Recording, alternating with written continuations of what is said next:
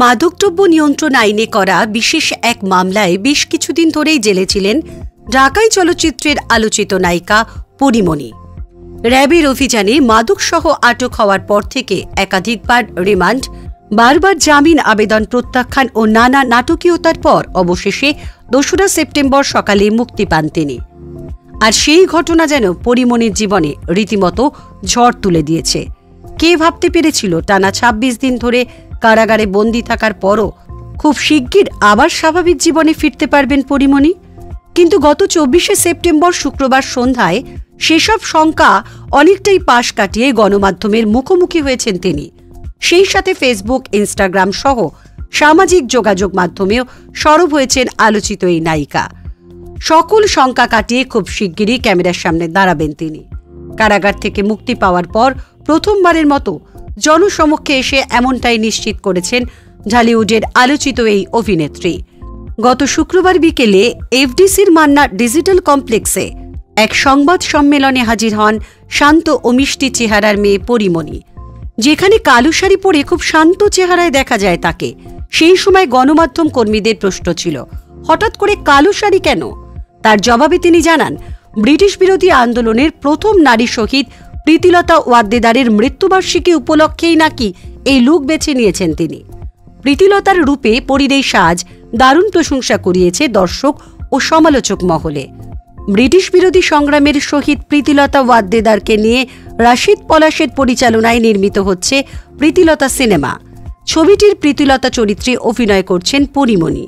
সংবাদ সম্মেলনে পরীমণির সাথে উপস্থিত ছিলেন সিনেমাটির প্রযোজক মোহিত হাওলাদার, পরিচালক রাশিদ পলাশ সহ সংশ্লিষ্ট আরও অনেকেই।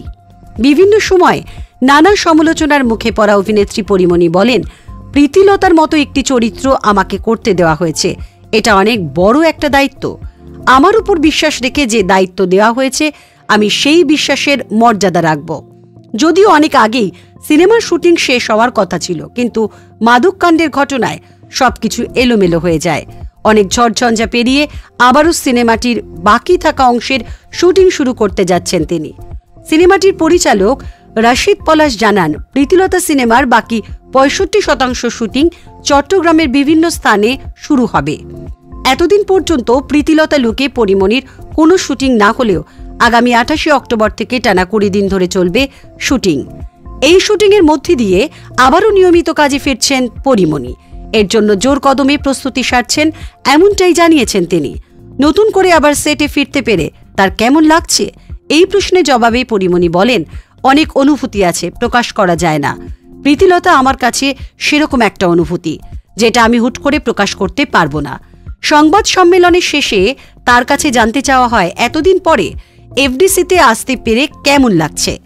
সেই প্রশ্নে অনেকটা হাসি মুখেই তিনি জবাব দেন, আমি এফডিসিতে যাইনি, আমি গিয়েছি মিট দ্য প্রীতিলতার সংবাদ সম্মেলনে।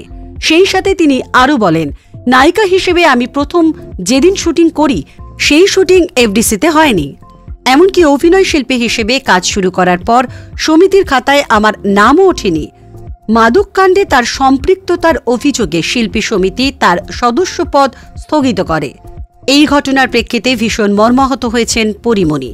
তার কণ্ঠে উচ্চারিত আক্ষেপের সেই স্বর আপাতত তাই প্রমাণ করে দেয়, যদিও এ নিয়ে সরাসরি কিছুই বলেননি তিনি।